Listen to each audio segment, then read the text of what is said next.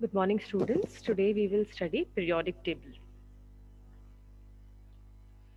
in which we will study about S, P, D and F block elements.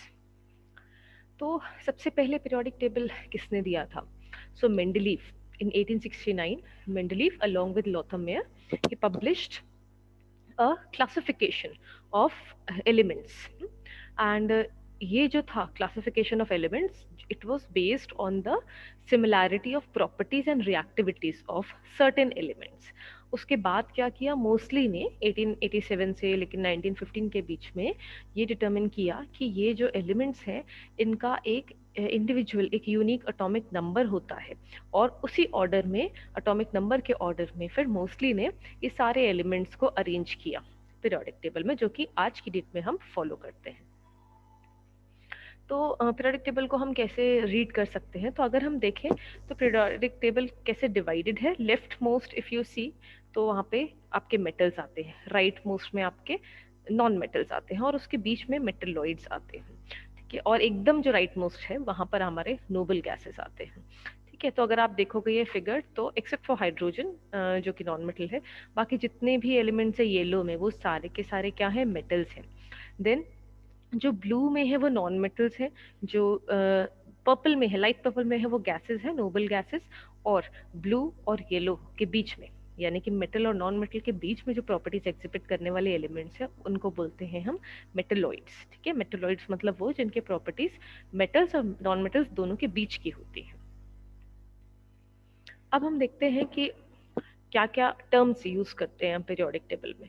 तो जब हम across the periodic table जाते हैं, या बोलते हैं हॉरिजॉन्टली, अगर हम देखते हैं कोई ऑर्डर को या ट्रेंड को देखते हैं, तो ये जो एलिमेंट्स हॉरिजॉन्टली जो अरेंज्ड है across the periodic table, like अगर हम देखें रो वाइज, तो जैसे ये रो देखो, अगर आप रो नंबर 1, रो नंबर 2, 3, 4, 5, 6, 7, तो ये जो रोज हैं ये क्या है, पीरियड्स बोलते हैं इनको।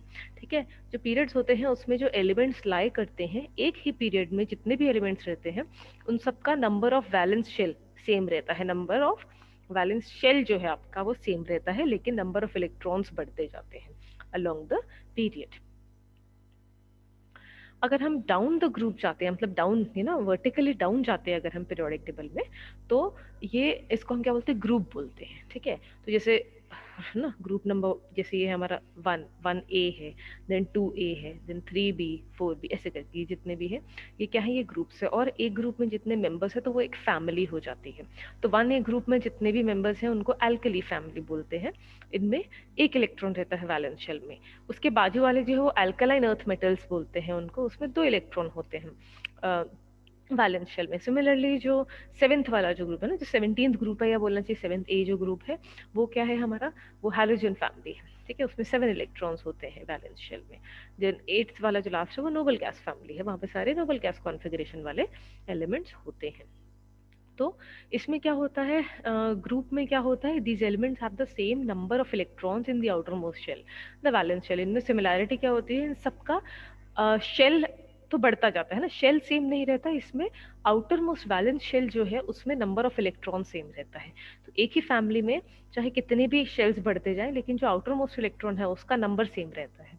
किसी में अगर ऊपर वाले मेंबर में 1 है तो उसके नीचे वाले सभी एलिमेंट्स में इलेक्ट्रॉन एक ही रहेगा आउटर मोस्ट शेल में। तो that is how a group is. अब कुछ फेमस फैमिलीज हैं पीरियोडिक टेबल की, तो जैसा कि मैंने अभी आपको बताया कि कुछ नोटेबल फैमिलीज हैं जो कि हम अक्सर पढ़ते हैं ना पीरियोडिक टेबल के बारे में जब भी हम पढ़ते हैं। कुछ इंपॉर्टेंट मेंबर्स हैं जो बहुत ज़्यादा नेचर में भी बहुत अकरेंस है और बहुत ज़्यादा उनका एप्लीकेशंस भी बहुत हैं। तो पहला है एल्कली फैमिली। तो एल्कली फैमिली में लेफ्ट मोस्ट में जो ब्लॉक्स में दिया हुआ है, यानी वो इंपॉर्टेंट एलिमेंट्स है, हाइड्रोजन, लिथियम, सोडियम, पोटेशियम, काफी कॉमन है, ज्यादा ये आप इसके बारे में पढ़ोगे। देन अल्कलाइन जो है, अल्कलाइन अर्थ मेटल्स है ना, उसमें beryllium, magnesium, calcium, magnesium calcium बहुत कॉमन है, ये इंपॉर्टेंट एलिमेंट्स हैं। देन उसके बीच में जो आते हैं वो ट्रांजिशन मेटल एलिमेंट्स होते हैं, उसमें भी कुछ कुछ एलिमेंट्स है जो ज्यादा आपके फेमस है, लाइक जिंक है, कैड है ना, जिंक फैमिली है, मर्करी है, इंपॉर्टेंट फैमिली, आयरन है, ये बहुत कॉमन है इन्वायरमेंट में। देन अगर हम राइट हैंड साइड में जाते हैं तो जैसे हमारी ये एल्यूमिनियम है ना, बोरॉन वाली फैमिली में 3rd ए ग्रुप में। Then carbon family, carbon and silicon बहुत इंपॉर्टेंट है। देन नाइट्रोजन फैमिली में नाइट्रोजन फॉस्फोरस बहुत इंपॉर्टेंट है। ऑक्सीजन फैमिली में ऑक्सीजन सल्फर बहुत इंपॉर्टेंट है। और हैलोजन फैमिली में तो पूरे ही जितने हैं हैलोजन सभी, है ना, क्या बोलते हैं इसको हम, फ्लोरीन, क्लोरीन, ब्रोमीन, आयोडीन, ये चारों ही बहुत इंपॉर्टेंट है। देन नोबल गैसेस में सबसे ज्यादा हमारा हीलियम हम पढ़ते हैं उसके बारे में। तो ये जो हमारे ऑक्सीजन फैमिली इनको चाल्कोजेंस बोलते हैं। जो जो हैलोजन वाली फैमिली मतलब फ्लोरीन वाली फैमिली, उसको हैलोजेंस बोलते हैं। ठीक है, अब अगर हम देखते हैं पीरियोडिक टेबल को हम कैसे क्लासिफाई कर सकते हैं इलेक्ट्रॉन्स के बिहेवियर के ऊपर, तो आप देखोगे जो मेटल्स होते हैं, है ना, वो आप कैसे देखोगे, अल्कली, अल्कलाइन, ट्रांजिशन, ये वाले जितने हैं वो मेटल्स होते हैं। जो मिड में रहते हैं वो मेटलॉइड्स है, और जो एकदम ना राइट साइड में, अगर हम ईस्ट वेस्ट देखें तो ये ईस्ट है, ये वेस्ट है, या अगर हम नॉर्थ साउथ देखें तो ये नॉर्थ है, तो ये साउथ है। तो नोबल गैसेस, हैलोजेंस, चाल्कोजेंस, ये सब कहाँ नॉन मेटल्स में आते हैं।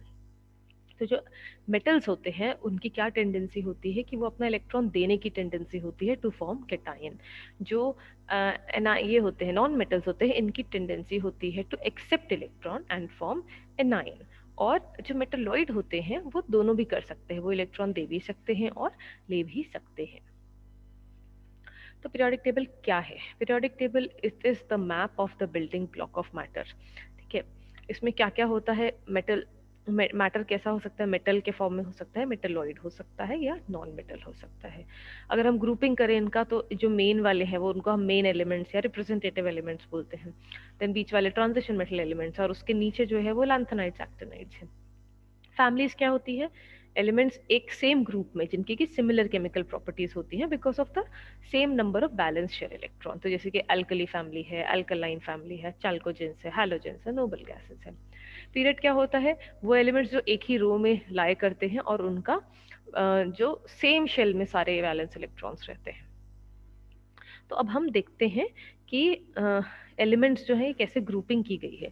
तो बेसिकली 4 ग्रुप्स में डिवाइडेड है, S block, P block, D block और एफ ब्लॉक। तो उसका रीजन क्या है, एस ब्लॉक एलिमेंट मतलब कि जिसका कि वैलेंस शेल इलेक्ट्रॉन जो है वो एस ऑर्बिटल में है ना, आउटर मोस्ट वाला। तो एस ब्लॉक एलिमेंट्स यानी कि elements in which the last electron enters the S orbital of the representative outermost shell are called as S block elements. अब एस सब शेल में एक ही ऑर्बिटल होता है जो कि मैक्सिमम कितने, 2 इलेक्ट्रॉन्स ले सकता है। तो इसलिए 2 पॉसिबिलिटीज है, या तो 1 इलेक्ट्रॉन भरेगा या तो 2 इलेक्ट्रॉन भरेगा। तो इस कारण ऐसे दो दो ऐसे ग्रुप्स हैं पीरियोडिक टेबल में जो एस ब्लॉक को बिलोंग करते हैं। तो जो फर्स्ट वाले हैं यानी जिसमें कि आउटर मोस्ट में सिर्फ एक ही इलेक्ट्रॉन है वो हाइड्रोजन या अल्कली मेटल्स में आते हैं। और जो दूसरे हैं जिसमें कि NS2 कॉन्फ़िगरेशन है वो अल्कलाइन अर्थ मेटल्स में आते हैं, या हीलियम भी इनफैक्ट उसी में आता है। अब हाइड्रोजन क्या है, इसके पास सिर्फ हाइड्रोजन एलिमेंट ऐसा है जिसका एटॉमिक नंबर 1 है, तो उसके पास एक ही इलेक्ट्रॉन है जो कि 1s ऑर्बिटल में जाता है। बाकी जितने भी रिमेनिंग है, lithium, sodium, potassium, rubidium, caesium, फ्रेंचियम, ये सब जो है अपना लास्ट इलेक्ट्रॉन करस्पॉन्डिंग शेल्स में लेके जाते हैं। तो 1s के बाद 2s, फिर 3s, फिर 4s, 5s, 6s, 7s respectively. Helium जो है वो एक्चुअली बेरिलियम के जैसा है ना, beryllium, magnesium, calcium, strontium, barium, क्योंकि उसमें NS2 कॉन्फ़िगरेशन फॉलो होता है, बट क्योंकि वो स्टेबल कॉन्फ़िगरेशन है तो it is also a noble gas, इसलिए उसको नोबल गैसेस के साथ में डाला हुआ है। तो अगर हम एस ब्लॉक एलिमेंट्स को देखें तो नॉर्मली 7 हमारे पास रोज है ना, और एक ग्रुप में हमारे कितने, जैसे 7 मेंबर्स आ गए तो ऐसे 2 ग्रुप्स हो गए, तो 14 मेंबर्स हो गए पूरे पीरियोडिक टेबल से जो कि एस ब्लॉक को कंट्रीब्यूट करते हैं।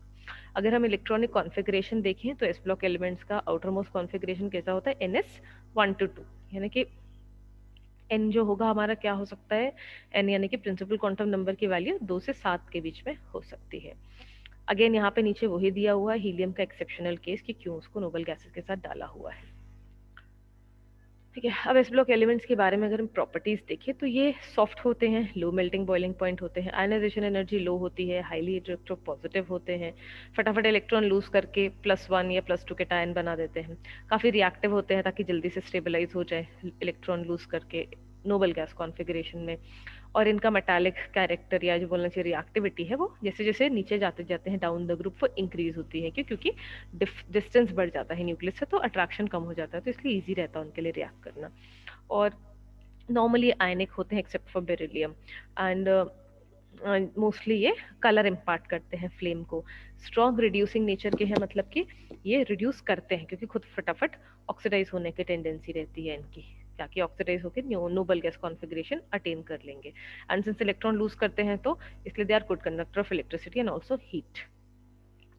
Next we see P block elements. तो पी ब्लॉक हमको पता है, पी सब शेल जो होती है उसमें 3 पी ऑर्बिटल्स रहते हैं, है ना, और हर एक में 2 2 इलेक्ट्रॉन आ सकते हैं, तो टोटल कितने 6 इलेक्ट्रॉन आ सकते हैं।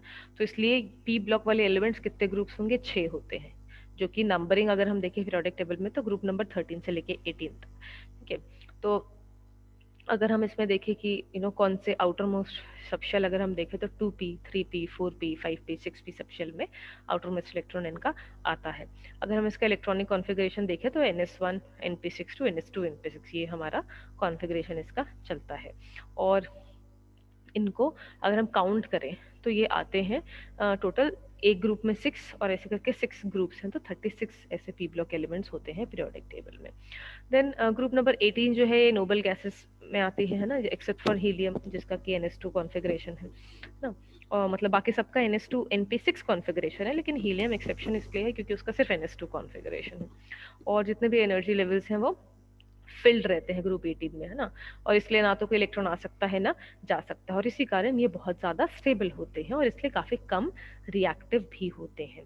जो 17th ग्रुप है हैलोजन फैमिली जो होती है वो है ना, उसको हैलोजन फैमिली बोलते हैं, और जो ग्रुप 16 है उसको चाल्कोजेंस बोलते हैं।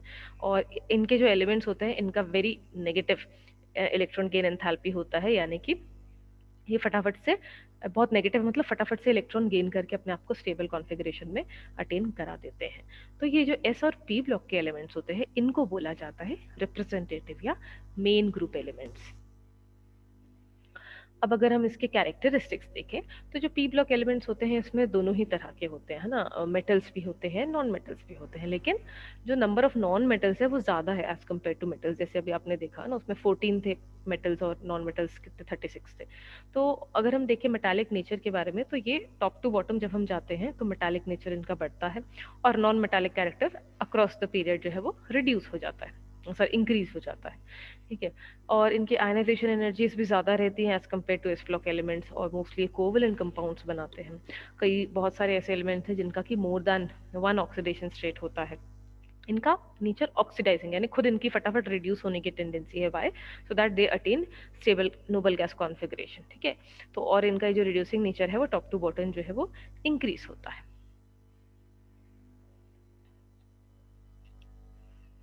अब हम आते हैं डी ब्लॉक एलिमेंट्स पे। तो वो एलिमेंट्स जिनका कि आउटर मोस्ट इलेक्ट्रॉन जो है वो डी ब्लॉक में एग्जिस्ट करता है वो डी ब्लॉक एलिमेंट्स होते हैं।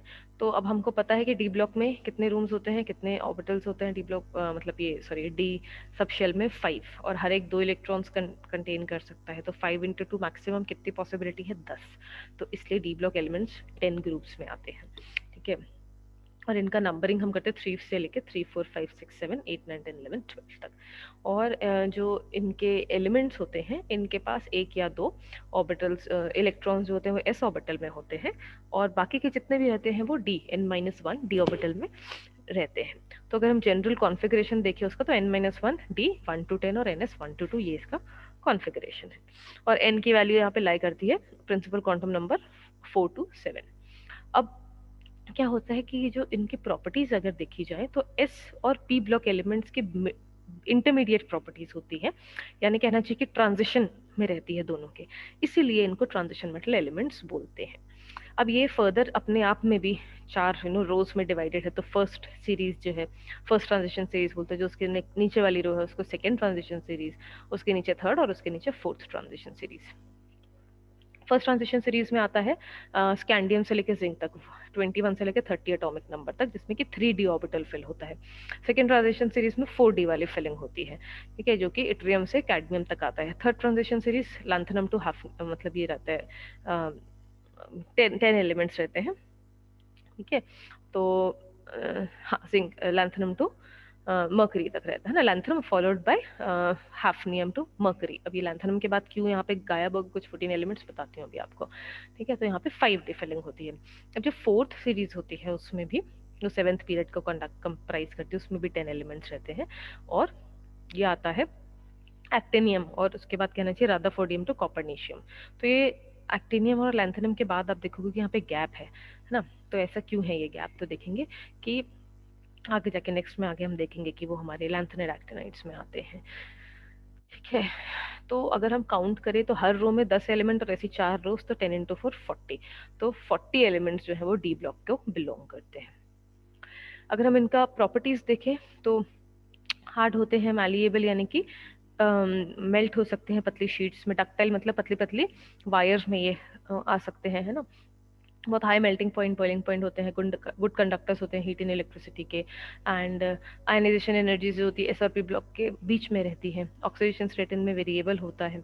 दोनों ही आयनिक और कोवेलेंट टाइप के कंपाउंड्स बनते हैं। जनरली कलर्ड होते हैं, पैरामैग्नेटिक होते हैं, इनके अनपेड इलेक्ट्रॉन रहता है इनके आउटर मोस्ट उसमें वैलेंस शेल में। काफी सारे ऐसे एलिमेंट्स हैं जो कि कैटलिस्ट के फॉर्म में यूज होते हैं। बहुत सारे ऐसे जो अलॉय बनाते हैं, जिंक, कैडमियम और मर्करी इसमें एक्सेप्शन है, जो कि व्हाइट कलर के रहते हैं, बाकी सब कलर्ड रहते हैं। क्यों? क्योंकि इनका कॉन्फ़िगरेशन जो है स्टेबल कॉन्फ़िगरेशन है ना, D10NS2। लास्ट हम आते हैं एफ ब्लॉक एलिमेंट्स में। तो ये एक्चुअली डी से भी अंदर वाला जो शेल है, एफ सब शेल, उसमें यहाँ पे इलेक्ट्रॉन्स फिल होते हैं। तो इसलिए जहाँ पे डी सब शेल n-1 था, यहाँ पे एफ सब शेल n-2 में आता है। तो जनरल कॉन्फ़िगरेशन जो रहता है वो एफ ऑर्बिटल का 0 to 14 इलेक्ट्रॉन हो सकता है, डी में 0 to 1 हो सकता है, एनएस जो एस ऑर्बिटल उसमें अक्सर 2 इलेक्ट्रॉन रहते हैं। तो ऐसे 2 सीरीज हैं एफ ब्लॉक एलिमेंट्स की, हर एक में 14 एलिमेंट्स है। तो 14 इंटू 2 28 एलिमेंट्स है जो एफ ब्लॉक में आते हैं। तो जो पहली सीरीज है उसको लैंथेनाइड्स बोलते हैं। तो जो अभी हमने प्रीवियसली देखा था कि सीरियम के बाद में 14 एलिमेंट्स का गैप हो गया, तो क्या है कि एक्चुअली वो लैंथेनाइड्स जो है वो नीचे अलग उसमें आते हैं, अलग से कैटेगराइज किया हुआ है। ठीक है, और इनको लैंथेनाइड्स बोलते हैं क्योंकि ये सबकी प्रॉपर्टीज जो है वो जो पहला एलिमेंट है लैंथेनम उसके सिमिलर है। ठीक है, और इनको रेयर अर्थ भी बोलता है बिकॉज ये इजीली मिलते नहीं है, बहुत स्पेर्सली, बहुत स्कार्सली मिलते हैं ये अर्थ क्रस्ट में। ठीक है, और इसमें 4f वाले ऑर्बिटल्स फिल होते हैं आउटर मोस्ट वैलेंस शेल में। देन जो सेकेंड सीरीज आती है थोरियम टू लॉरेंशियम आती है, वो हमारा एक्टेनाइड्स में आते हैं क्योंकि वो एक्टीनियम जो है उसको उसके सिमिलर है उसकी प्रॉपर्टीज, और इसमें 5f वाले फिल होते हैं। तो जो फर्स्ट 3 एलिमेंट्स हैं इसमें, है ना, थोरियम है, प्रोएक्टिनियम है, यूरेनियम है, ये नेचर में मिलते हैं। लेकिन जितने भी बाकी के एलिमेंट्स हैं वो आर्टिफिशियली प्रिपेयर किए जाते हैं न्यूक्लियर रिएक्टर में। और इन एलिमेंट्स को, एफ ब्लॉक एलिमेंट्स को इनर ट्रांजिशन बोलते हैं। क्यों? क्योंकि वो ट्रांजिशन सीरीज के अंदर भी एक और ट्रांजिशन सीरीज अपनी बनाते हैं, तो इसलिए इसको इनर ट्रांजिशन बोलते हैं। अगर हम इसकी प्रॉपर्टीज देखें तो हैवी मेटल्स होते हैं, ये high melting point, boiling point होते हैं, इनका भी ऑक्सीडेशन रेट वेरिएबल होता है, कलर्ड होते हैं, they have the tendency to form complexes and they are mostly radioactive। तो अगर हम एक बार ब्रीफ करें पूरा, है ना, कंपाइल करें, तो मेन ग्रुप एलिमेंट्स जो है उसमें ग्रुप 1, ग्रुप 2 और ग्रुप 13 to 18 आते हैं। जो ट्रांजिशन एलिमेंट्स है ग्रुप 3 to 11 आते हैं। एस ब्लॉक में ग्रुप 1 2 आते हैं, पी ब्लॉक में 13 to 18 आते हैं, डी ब्लॉक में ग्रुप 3 to 12 आते हैं। एफ ब्लॉक में एलिमेंट्स दिए हैं, है ना, लैंथेनाइड्स, एक्टिनाइड्स भी अभी हमने देख लिया है। तो ये एक जस्ट लैंथेनाइड्स और एक्टिनाइड्स के बीच में एक डिफरेंस है, ताकि अगर आपको नहीं समझ में कि क्या दोनों में डिफरेंस है, तो दिस डिफरेंस इज गिवन। तो देयर आर सर्टेन डिफरेंसेस दोनों के बीच में। अगर आप बोलोगे क्या फर्क है, तो या आप you can just go through it, but I will leave this part. अब नेक्स्ट एक इंपॉर्टेंट पार्ट आता है एलिस कपलिंग के बारे में। तो एलिस कपलिंग हम क्यों पढ़ रहे हैं? क्योंकि ये लैंथेनाइड, एक्टिनाइड, ये एक्चुअली ट्रांजिशन एलिमेंट्स के बारे में जब हम पढ़ते हैं, ट्रांजिशन और इनर ट्रांजिशन, वहाँ पे ये चीज़ आती है। तो नॉर्मली क्या होता है कि एक स्पिन ऑर्बिट कपलिंग इसको बोलते हैं। तो एक इलेक्ट्रॉन कैसा है, अर्थ के जैसा है या प्लैनेट्स के जैसा है, और जो न्यूक्लियस है वो सन के जैसा है। तो जैसे कि सन के अराउंड अर्थ अपने एक्सिस में भी घूमती है और उसके अराउंड भी घूमती है, तो जो खुद का मोशन है उसको स्पिन मोशन बोलते हैं, और जो सन के ऑर्बिट में घूम रहा है उसको ऑर्बिट मोशन बोलते हैं।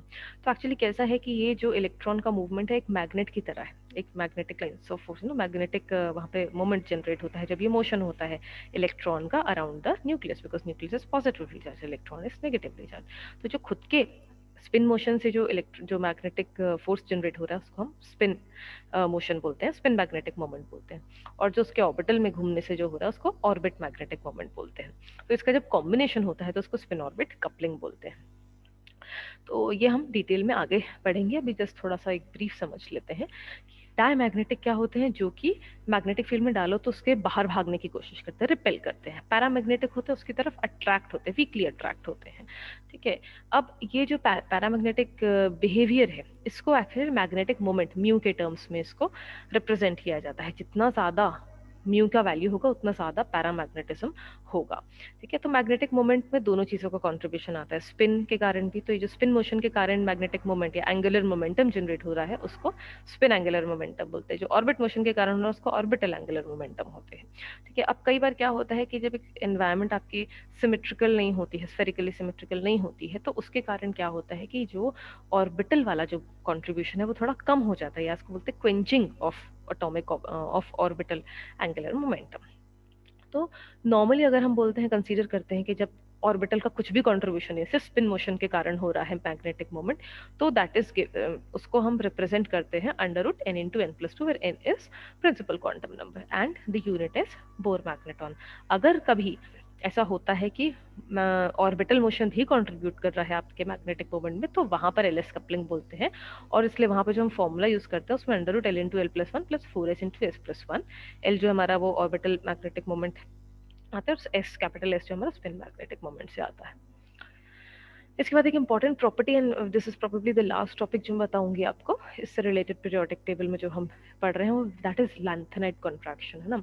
वो क्या कारण है उसका, लैंथेनाइट कॉन्ट्रैक्शन का? तो क्या होता है कि आप ये देखते हो कि जो रेडियस होता है ना लैंथेनाइट्स का, थोड़ा कम हो जाता है। उसका कारण क्या है? उसका कारण ये है कि जो शील्डिंग इफेक्ट होता है एफ ऑर्बिटल का, वो बहुत कम होता है। ठीक है, as compare to the D orbital. इसके कारण क्या होता है कि जब इलेक्ट्रॉन्स फिलिंग होती है एफ ऑर्बिटल में तो काफी क्लोज आ जाता है, वो बहुत डिफ्यूज हो जाती है। तो इसके कारण क्या होता है कि इलेक्ट्रॉन बाहर की तरफ, नॉर्मली क्या होता है, आप क्या एक्सपेक्ट करोगे कि डी ब्लॉक के नीचे एफ ब्लॉक है ना, तो जैसे जैसे आप नीचे जा रहे हो तो शेल बढ़ रहा है, तो बाहर इलेक्ट्रॉन जाएगा, तो शील्डिंग बीच में होगा तो दूर हो जाएगा, तो रेडियस बढ़ जाएगा। लेकिन उल्टा हो रहा है, यहाँ पे क्या हो रहा है कि रेडियस डिक्रीज हो रहा है। तो रेडियस डिक्रीज क्यों हो रहा है? क्योंकि जो इलेक्ट्रॉन फिलिंग हो रही है वो अंदर वाले, बाहर वाले ऑर्बिटल में ना होकर अंदर वाले, इनर है ये एफ ऑर्बिटल, वहां पे फिलिंग हो रही है। इसके कारण क्या हो रहा है, न्यूक्लियस से डिस्टेंस कम हो रहा है, अट्रैक्शन ज्यादा हो रहा है। यही कारण है कि जो रेडियस है वो डिक्रीज हो रहा है, और इसलिए हम बोल रहे हैं कि उसका साइज कॉन्ट्रैक्ट हो रहा है। इसी को हम लैंथेनाइट कॉन्ट्रैक्शन बोलते हैं। तो यही रीजन है कि the similarity in the ionic radius between adjacent lanthanide elements makes it difficult to separate them from each other in naturally occurring ores and other mixtures. इसलिए उनको रेयर अर्थ बोला जाता है। तो क्यों रेयर अर्थ बोला जाता है? It is because of this property lanthanide contraction, that is why we are studying it. So, student, I think that is all for this topic, periodic properties के बारे में हमने, I mean periodic table के बारे में हमने एक generic पढ़ लिया है. So I think that's all for this. Thank you.